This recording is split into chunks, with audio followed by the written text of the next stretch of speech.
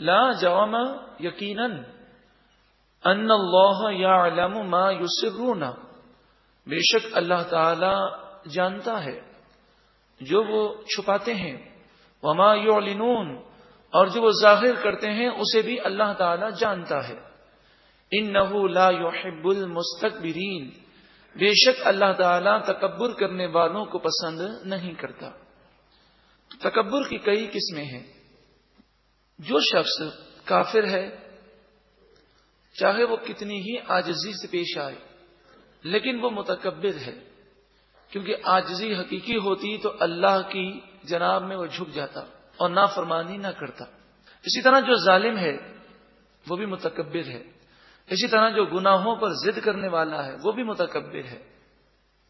اگر عاجزی ہوتی اور اپنے آپ کو اللہ کے سامنے عاجز بندہ سمجھا ہوتا تو کبھی گناہوں پر وہ ضد نہ کرتا۔ اس کے علاوہ یہ بھی تکبر ہے کہ انسان اپنے آپ کو دوسرے سے افضل سمجھے، یا اس کو یوں سمجھیے کہ کسی کو اپنے آپ سے کمتر سمجھے، یہ بھی تکبر ہے۔ اللہ تعالی ہر قسم کے تکبر سے ہم سب کو محفوظ فرما۔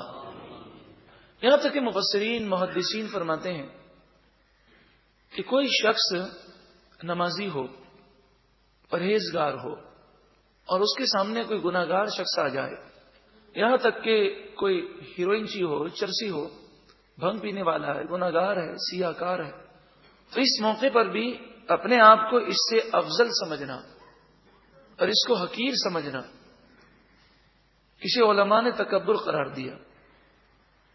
اب یہاں پر یہ سوال پیدا ہوتا ہے کہ بڑی عجیب بات ہے، ایک طرف تو ہمیں یہ حکم ہے کہ جو گناہ ہیں گناہوں سے نفرت کی جائے، اور دوسری طرف یہ حکم ہے کہ کسی کو اپنے آپ سے کمتر نہ سمجھا جائے۔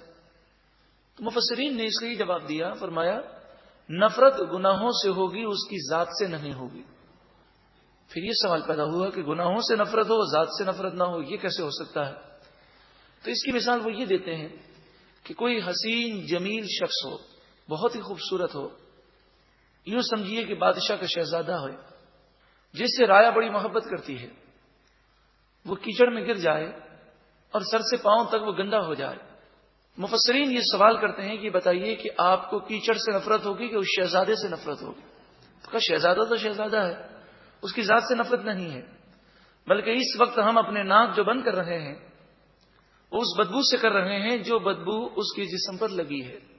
فرمایا مومن مسلمان ہماری آنکھوں کا تارا ہے، ہمیں اس سے محبت ہے، مگر ہمیں نفرت ہے، ہم اپنی ناک اس گندگی سے بند کر رہے ہیں جو گندگی اس پر لگی ہوئی ہے۔ اصل نفرت اس گناہوں کی گندگی سے ہے، اس کی ذات سے نہیں ہے۔ دوسری بات، کوئی بندہ کتنا ہی نیک ہو اپنے آپ کو کسی سے افضل سمجھ ہی نہیں سکتا، اس لیے کہ پہلی بات تو اسے یہ نہیں معلوم کہ میرا انجام کیا ہوگا، کہیں شیطان نے مجھے بہکا دیا اور میں گناہوں میں پڑ گیا۔ تو انسان کو اپنی آخرت اور اپنے ایمان کی فکر ایسی لاحق ہوتی ہے مسلمان کو کہ وہ اپنے آپ کو کسی سے افضل سمجھ ہی نہیں سکتا۔ دوسری بات، اس کے ذہن میں یہ خیال پیدا ہو جائے کہ ٹھیک ہے اس وقت یہ گناہگار ہے سامنے والا شخص، مجھے اس کے گناہوں سے نفرت ہے، لیکن اللہ تعالی اسے توبہ کی توفیق دے دے اور یہ سچی پکی توبہ کر لے اور نیک اور پرہیزگار بن جائے، اور ہو سکتا ہے کہ نیک اور پرہیزگار بن کر مقام و مرتبہ حاصل کر لے، اور میں اپنی عبادت پر غرور کرنے کی وجہ سے کہیں مجھے شیطان ایسا گناہوں میں ملوث نہ کر دے کہ اللہ تعالیٰ مجھ سے ناراض ہو جائے۔ اس لیے بندے کو ہر وقت عافیت طلب کرنی چاہیے۔ کسی گناہگار شخص کو دیکھے تو وہ اللہ کا شکر ادا کرے کہ مالک کو مولا تو نے مجھے گناہوں سے محفوظ رکھا، اور اس کے لیے دعا کرے کہ مالک کو مولا تو اسے بھی گناہوں سے نفرت عطا فرما اور اسے بھی گناہوں سے دور کر دے۔